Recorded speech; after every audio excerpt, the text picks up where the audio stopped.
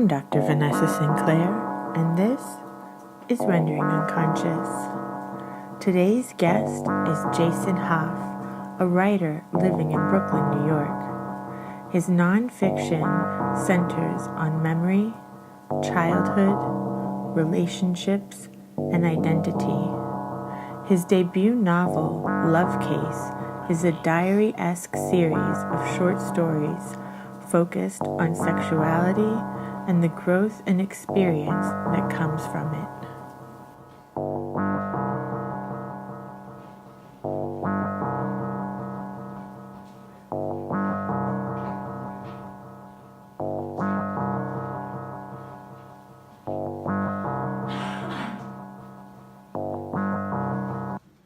Let's talk about Love Case.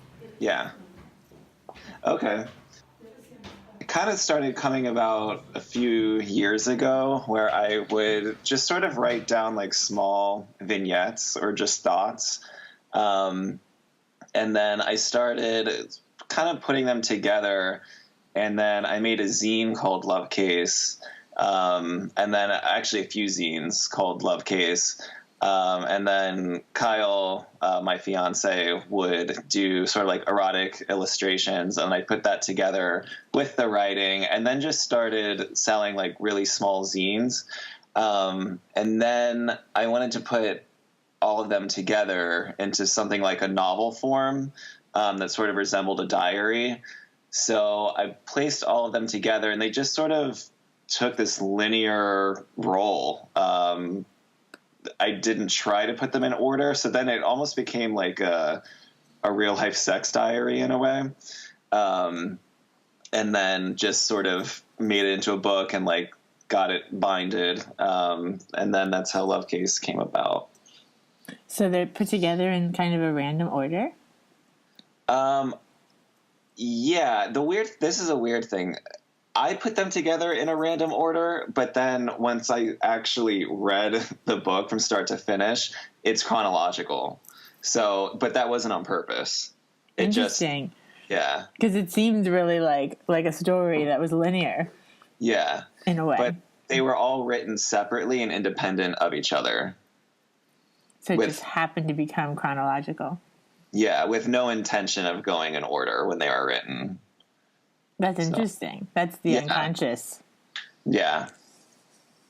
Yeah. And what are you working on now?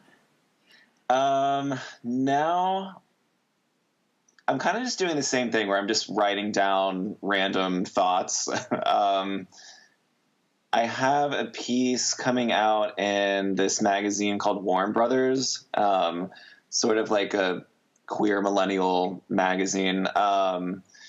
It's sort of Love Case-ish, where it's just sort of like random thoughts that I kind of like put together. And that's going to be titled Love Cases, so it's sort of under the same umbrella. But that's going to be coming out in a couple of weeks. Yeah. Nice. I love how it's so uninhibited and like straightforward, and I don't know. I thought it was really a great piece. Thank you. Yeah. I wanted to write about intimacy in a really honest way. And I also noticed how just in a lot of queer art, especially queer art made by gay men, sex is sort of in the forefront of it, which is understandable. But I wanted to write about intimacy in a way that was like kind of in your face and graphic, but honest at the same time. So a lot of the pieces which are about physical sex, I also wanted to write about what was going on internally and combine those things and just sort of, I wanted to push how intimate it was and like kind of put it in the viewer's face, but have it just not be about like the physical or words that would shock you. I wanted the viewer to actually connect with something that I'm saying, no matter who the viewer was. Right, but it's a good point, because a lot of times if you read something that's intimate or romantic or sexual in nature, it's kind of one or the other. Like it's either going for the kind of pornographic hardcore angle, or it's going for this more romantic angle that's like about the relationship, but really all of these things are happening at the same time. Nobody seems to really capture that. That's what was really good about it. You like captured these scenes with all of their different elements all at the same time. And then with Kyle's art on top of it. Yeah. Yeah. I mean, I've read a few like queer works where they are like, there are like established characters in it, but then when like a sex scene comes about, it just sort of it tells it from like a third eye view of what is like physically happening between these people, and sometimes I felt like it steers away from like the character and like what the character is like doing and thinking, and it just it becomes almost like kind of porno-ish, but it just something is like lost in it a lot of times. So what's your writing process like? It's pretty unfiltered. I don't really have like a process. I always have like a notebook on me or like a document in my phone, just something that I can have access to at any time. And then whenever I'm like feeling some sort of strong way, I just write it down. I make sure to not really like edit it until I want to actually turn it into something. I also like make a rule to not delete anything. Even if I write something that's kind of like hard or something that I would not want either a friend, a partner, or like a parent to read, I make sure to not delete it. Even if I'm feeling one way in the moment and then like, I don't know, maybe 30 minutes later, I don't feel that way anymore, I make sure to not delete it. And when did you decide to start doing that? Always. I never, if something is strong enough to like come out and to be put like on paper, then I think that it's strong enough to be read, and you kind of have to like, as like the author who's writing it, you have to like separate yourself from it a little bit. So I really try to not delete anything. That's amazing. Yeah.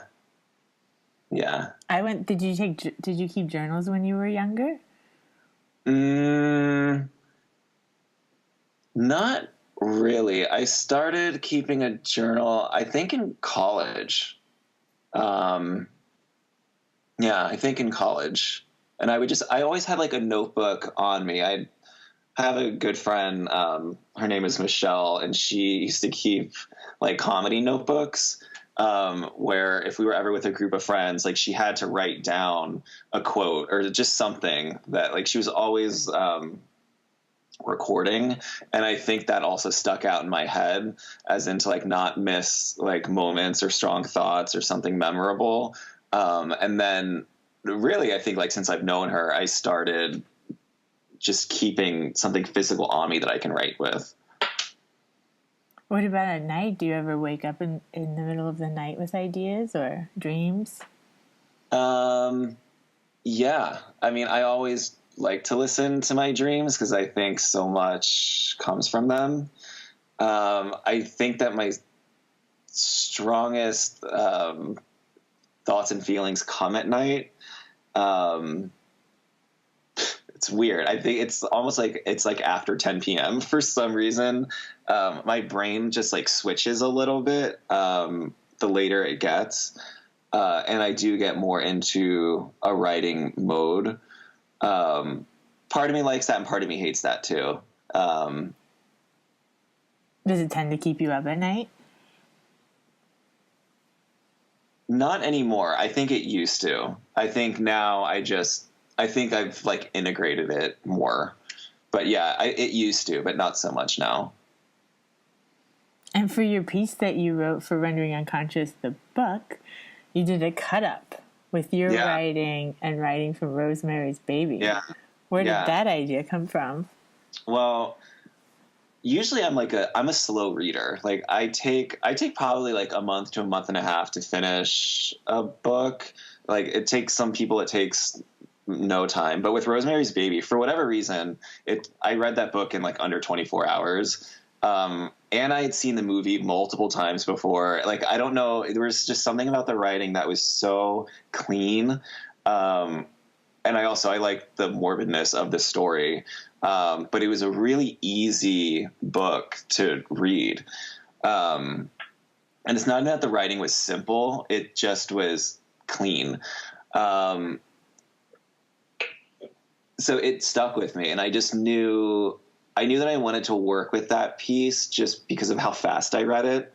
And then I combined that with journal entries, and I read the piece again not too long ago, and what like came of it, I just thought was interesting, or what I felt came of it. It's sort of like, I don't know, it reads as like a death or rebirth to me. It's sort of, I feel like it starts out of like someone sort of like murkier, like in the shadows. And this was like all unplanned, but like by the end of it, I felt like they like opened, like they just like opened to let like whatever in. And they're just sort of, literally like open for like the viewer, or almost like they're open for like darkness, but in a positive way, or like an honest way. And that was the combination of like the writing from Rosemary's Baby and mine. I mean, they're kind of, the content is kind of heavy in both. So to combine that, it was almost, I read it as like almost someone like willingly going into darkness, but in like almost like a proud way. And that's sort of what emerged from that. Yeah, when I reread it recently, it's really powerful. Yeah. I really love it. Mm-hmm. Thank you. Have you done anything else in that manner? I haven't, but I want to start again. And I've been thinking about that quite a bit recently, of like doing cut-ups again, or like combining other works with mine, and to see what could happen. Because I've been reading a lot more lately too, especially within the past like 6 months to a year. So I think seeing what could come of that and what sort of like world could come of that is, I'm interested again in it. And it's interesting to think about how what you're reading might be influencing what you're writing or dreaming at the time. Yeah. Yeah. I feel like I'm reading things that are like, pretty like emotional based right now, or just like with heavy emotional characters. I also, well, right now I'm reading a James Baldwin book called Go Tell It on the Mountain. Mm-hmm. I saw Bill Street Could Talk, the movie that was based on his book. I was like, I haven't read any of his stuff before, so I was like, I want to read it. It's beautiful. It's just like really beautiful, vivid writing. I also finished Hellraiser, which I never, or it's called The Hellbound Heart, which I'd not read before, but my fiance Kyle like loves Clive Barker. And that almost had like a Rosemary's Baby vibe to it, where it's just clean writing. It's easy to read. It's somewhat short, but like really vivid visually too. So, I mean, Clive Barker and James Baldwin are like on total opposite spectrum. And that's what I love, though. What an interesting combination, you know, what comes of that when you read Clive Barker and James Baldwin back to back. Yeah. Yeah. No, I like that thought. That to me is like very American. Yeah. True. That's what we're good for. Yeah. Putting everything in the same pot. Mm-hmm. Yeah, that's true. What I kind of want to start getting, you mentioned dreams earlier. I kind of do want to start recording dreams again. I went through a period where I was recording them. And I say this like all the time, but like, I really want to start, sort of incorporating dream world stuff into some of my writing. Which on some level I do, because I think my writing's like pretty like visual and I use a lot of metaphors, but I kind of want to go like one step further with it. And I think I need to start recording dreams. I think that's, that could be like a next project with me. I'm not sure what the project would be, but just to start, recording. Yeah. And you would find out what it turns into. Yeah. Which is fun. Yeah, I think dream work is essential. Even if it's just for a period. I mean, you can't do it every day forever, you know, but even if you just do it for a period, like for a period, I was, every morning when I woke up, I would do a cut up and write down my dream. And it was so interesting to see how it evolved over time and how the cut ups and the dreams started like reflecting one another. And I couldn't do it forever, but I did it for about 6 months, which was really, really interesting. Mm-hmm. Yeah, I think what's happening with my dreams right now, and again, this is sort of new, but like usually my dreams are like really heavy. Like usually there's some sort of like, usually they take place in like the house that I grew up in, or there's like some sort of murder, or there's something like impending, that's a little like doomish about it. But like the past few nights I've been having like really fun light dreams, which I've never really had before. And I've woken up laughing a couple of times. So yeah, it would be fun to sort of play with that too. Yeah. I wonder what the shift was. I'm not sure. I have to be careful not to start analyzing you. I know. Yeah. No, there's just something lighter about them. So. Do you want to share a snippet? Like the one, sounds so like stupid, but the one that I had last night was, I was like driving in a car with my dad, and like we were getting along, and we were like driving in Coral Springs where I grew up, and then in my best friend's house, not Melissa, but from someone else from like early childhood, sitting in the window was my friend Michelle, the one that would like keep all the comedy notebooks. But like she wasn't aware that I could see her in the window, and the window was open, and she was like sleeping with like curlers in her hair. And I said to my dad, I was like, Dad, stop the car and then like pull up to the house, and I'm going to scare her in the window. And like, to me, that was funny. But that was just sort of like a weird, lighthearted dream that didn't deal with like a tidal wave or poison or something. Yeah, some huge disaster. Uh-huh. And it's interesting, too, that she was in your dream when you brought her up today. Mm-hmm. Her writing style. Mm-hmm. Yeah. What do you think about that?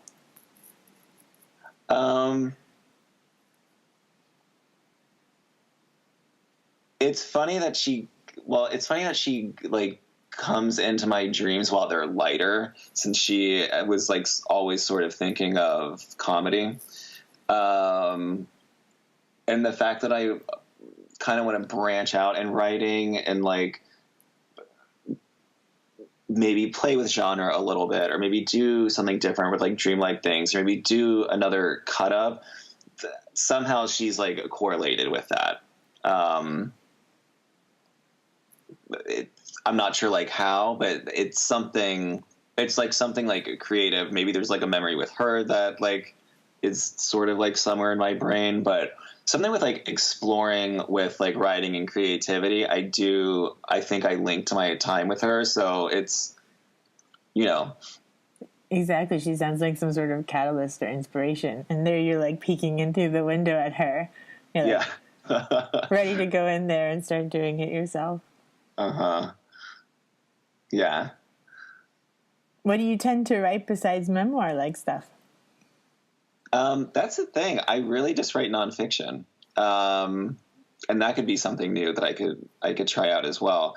I know like they say like, oh, real life always inspires even fiction. But for whatever reason, like nonfiction is sort of my thing. I've written about family before. and that could also be something that's like a real melding of genres of like something that's like kind of dark but kind of ridiculous, kind of something that goes from like heavy to light, and it would obviously be very character driven, because my family's an eclectic one. But yeah, so I have written about them before, but still that was in like a nonfiction role. I think I tend to go back to queer things. I mean, one, obviously because I'm gay, but I feel like there's just a lot more that needs to be said and shared, like within the queer community amongst each other. And I think that writing is not as like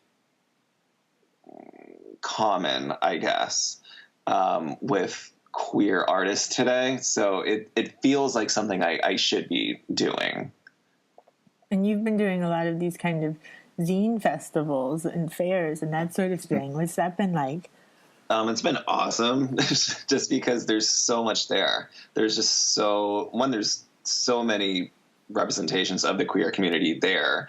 Like everyone there is a creative, but also there's just so many different genres of what everyone does. There is artwork, and there's artwork and writing, and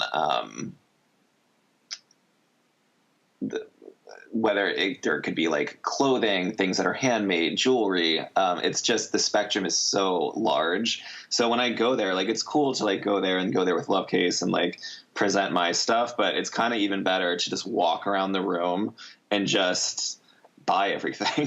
Because whenever I do go, like I always come home with a number of things. Yeah, and see what everyone else is doing and trade. Yeah. What kinds of things have stood out? There is this artist, his name's Zach Greer. You can find him on Instagram. He sort of takes photographs of people, but also like pop icons as well. And then I don't know exactly like how he does it, but he basically like draws over them, but he draws like occult symbols and like punk rock symbols and just sort of adorns them like they are like heavily tattooed. So he's like a current favorite of mine. It's just, it's visual and it's striking, but it's also very consistent. Like he consistently uses, similar images on his photographs, which I like too. And it's almost like a puzzle a little bit. Like you see like what images that he uses on each one, but then also like how they change. And then you kind of think about why. Yeah. It sounds super interesting. Mm-hmm. Yeah. You would like it. It sounds like it. I think you'd be very into it. Zach Greer. Mm-hmm. Yeah. And how did Kyle start drawing with you? So Kyle Anderson, who is my fiance, he is an animator, and it's like new drawing, but then like all the proceeds go to charity, and then he also puts together this like anthology of queer artists that basically draw erotic photos of mainly men, and then he puts that like magazine or zine out. So he does a lot with drawing, but how it started with us, it's weird because I've been asked that and I don't really remember.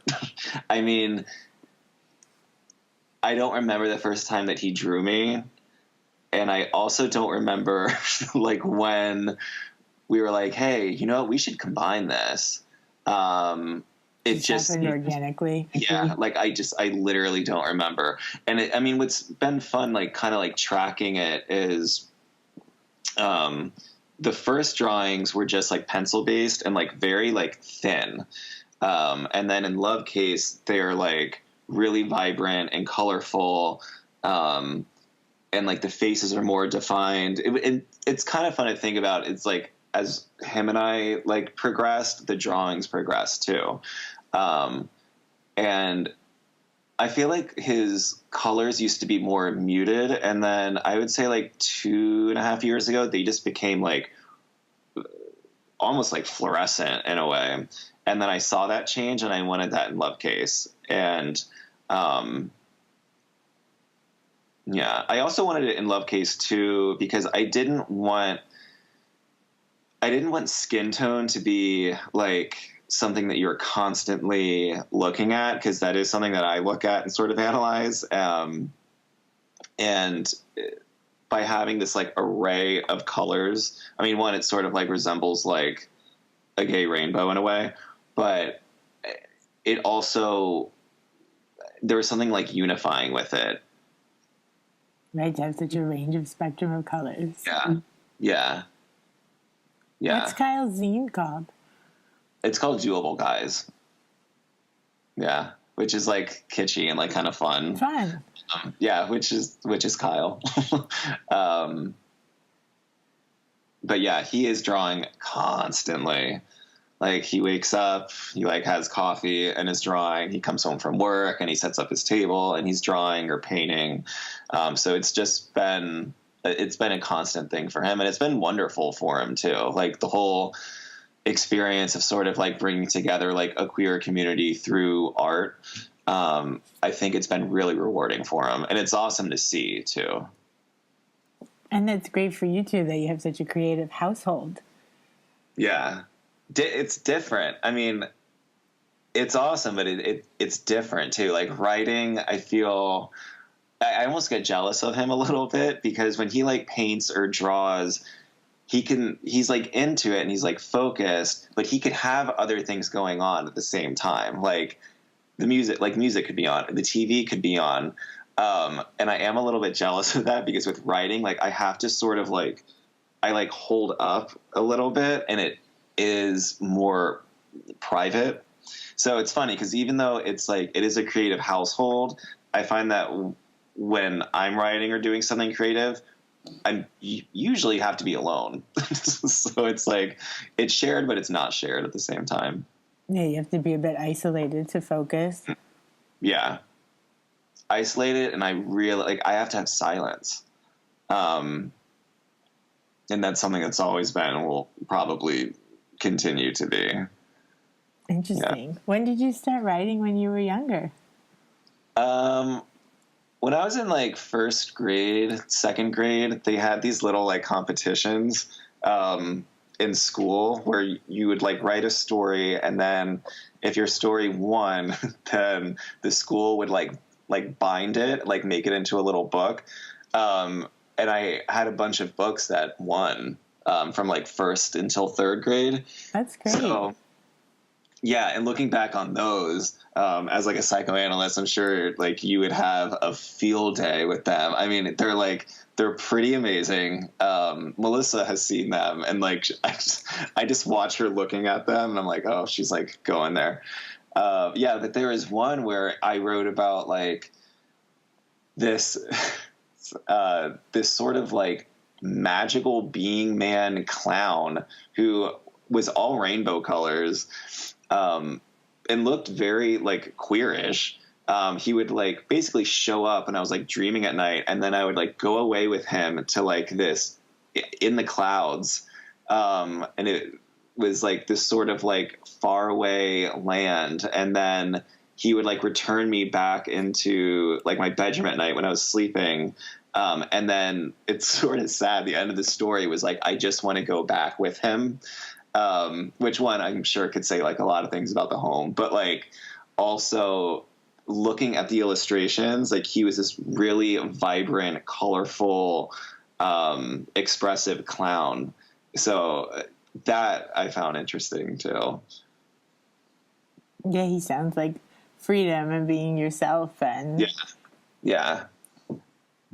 Yeah, and I like that it had like somewhat of a sad ending. Like it wasn't like the sort of like typical child ending of like, and now I'm home and like safe. Like it was like, no, I want to go back. But that's honest, like you're talking about writing now, being honest. Yeah. What was it like growing up in Coral Springs?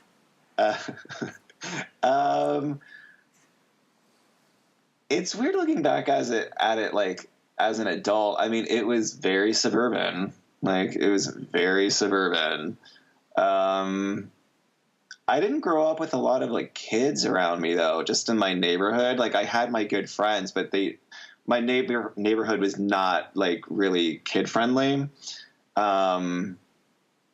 And all of my siblings were much older than I was, so I really didn't grow up with children around me, and that was sort of interesting, just because I did spend a lot of time alone.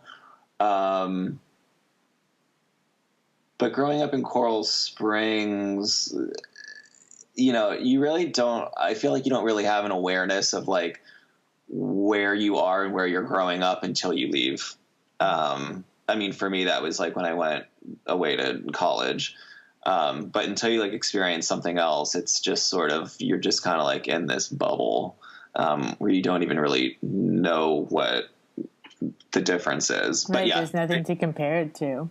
Right. Very suburban. And where did you go to college? University of Central Florida in Orlando. Which again, still Florida. But, like most college experiences, you meet people from different places. And the funny thing about Orlando is like within like a short square mileage, like it turns, like the towns sort of turn. There's like the downtown area, which has actually like kind of some cool things going on. And then there's like the college area, and then there's like the small like towny areas nearby, and they're all sort of existing within each other. But that was also like a change from suburbia, just to like experience, a college town and then a small town and then a sort of like small city within, that range. Right, because Coral Springs is like, for those who don't know, is like very west of like Fort Lauderdale area, and it's kind of really separated from the more city. Yeah. Yeah. I mean, and then, when, I turned like 17, 18, then that was like Miami time. That was when like you started experiencing Miami. And that was actually a plus of like living in Coral Springs, the fact that you could just get in a car with friends and drive like 45 minutes and then be in like downtown Miami.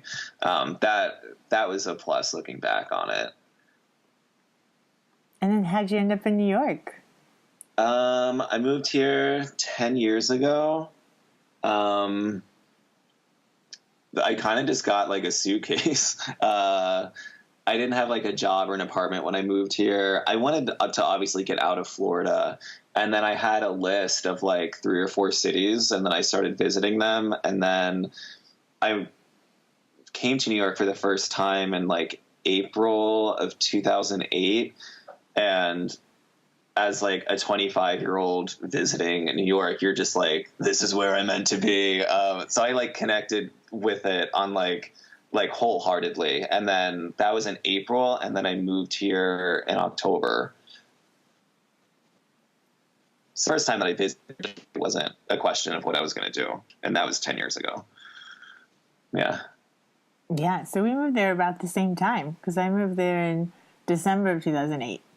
Mm-hmm. Yeah. And how do you feel it's affected your development? I would say largely positive. I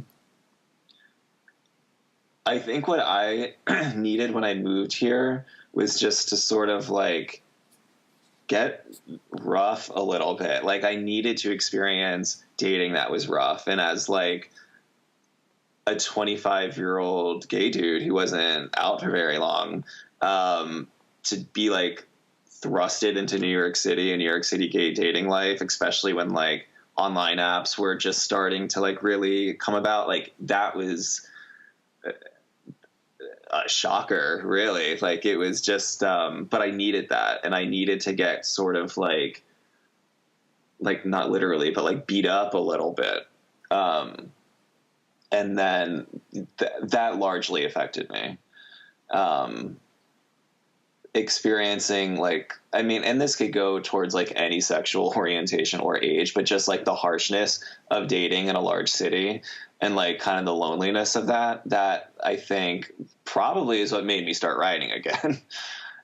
Because I wasn't writing for a while. And then when I came here, that's when it started again. That makes sense. Yeah. What did you go to college for? Creative writing. Oh, okay. Yeah. So it wasn't a long break. It was like 4 years where I wasn't writing, so it was decent. Yeah.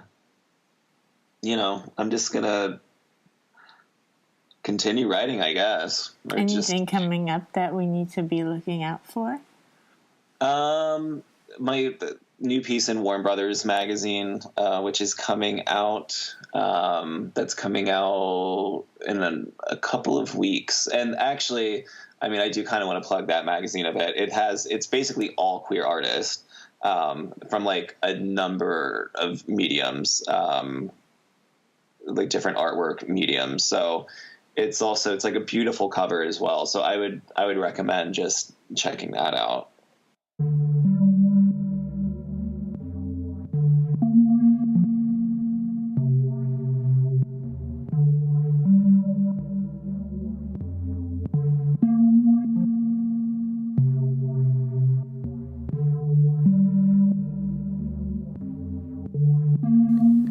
Thank you for listening to Rendering Unconscious. You've just heard a discussion with writer Jason HAAF. For his novel, Love Case, visit lovecase.bigcartel.com. For more, visit our publisher's website, trapart.net. That's TRAPART.net. renderingunconscious.org. or drvanessasinclair.net.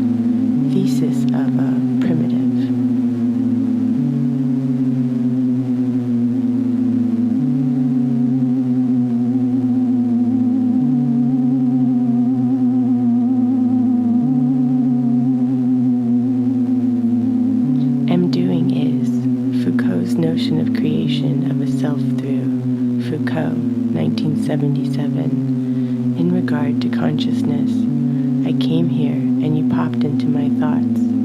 Guide, he is one of my, we are shaping thee, as it is not constricted to, nor constructed. Goth on the inside, a slightly sexual way of living. Doing what will keep your, were, still are, to close, I will, over to the mirror.